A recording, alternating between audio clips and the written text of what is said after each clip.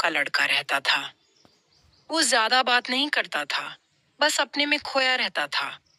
एक दिन उसके दादाजी ने उसे एक लकड़ी का पुराना सा डिब्बा दिया।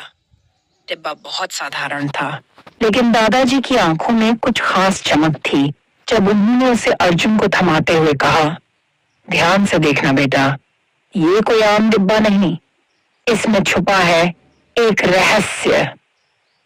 अर्जुन को लगा कि दादाजी मजाक कर रहे हैं, लेकिन जब रात आई और सब सो गए तो अर्जुन ने डिब्बा खोलने का मन बनाया। जैसे ही उसने डिब्बा खोला, एक हल्की सी चमक उसके कमरे में फैल गई। अर्जुन चौंक गया, लेकिन डरने के बजाय उसकी जिज्ञासा और बढ़ गई। उसने डिब्बे के अंदर देखा, कुछ भी नहीं, खाली था। ये कैसा जादू है? अर्जुन बड़बड़ाया। तभी उसे लगा कि दीवारों पर कुछ अजीब सी छायाएं बनने लगी हैं। उसने गौर किया, वो छायाएं उसकी कल्पनाओं से मेल खा रही थीं। अर्जुन ने डिब्बा फिर से खोला और इस बार सोचा, क्या हो अगर मैं एक विशालकाय समुद्री जहाज का कप्तान बन जाऊं? अचानक उसके कमरे की दीवारें समुद्र की लहरों जैसी हिलने लगीं। अर्जुन ने खुद को एक विशाल जहाज के डेक पर पाया। वो डर और रोमांच से भर गया, लेकिन जैसे ही उसने डिब्बे को बंद किया, सब कुछ गायब हो गया।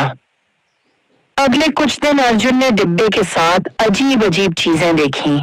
कभी वो गहरे जंगलों में खो जाता, कभी आसमान में उड़ता। उसे एहसास हुआ कि यह कोई मामूली खिलौना नहीं था, बल्कि उसकी हर कल्पना को हकीकत में बदलने वाला जादुई डिब्बा था। पर अब बात यहीं खत्म नहीं होती। एक रात अर्जुन ने डिब्बे के साथ खेलने की कोशिश की, लेकिन इस बार कुछ अजीब हुआ। उसकी कल्पनाएं डरावनी हो गईं। डिब्बे से भयानक आवाजें आने लगीं, जैसे कोई उसे बुला रहा हो। अर्जुन ने घबराकर डिब्बा बंद किया, लेकिन दरवाजे पर किसी ने दस्तक दी। अर्जुन ने डरते डरते दरवाजा खोला। बाहर कोई नहीं था, लेकिन दूर से दादाजी की आवाज आई, याद रखना बेटा, इस डिब्बे का जादू जितना रोमांचक है, उतना ही खतरनाक भी। सही इस्तेमाल करना, वरना। उस रात अर्जुन ने डिब्बे को अलमारी में छुपा दिया। उसे समझ आ गया था कि हर चीज के पीछे एक रहस्य होता है, और कभी-कभी उस रहस्य को जानना खतरनाक भी हो सकता है।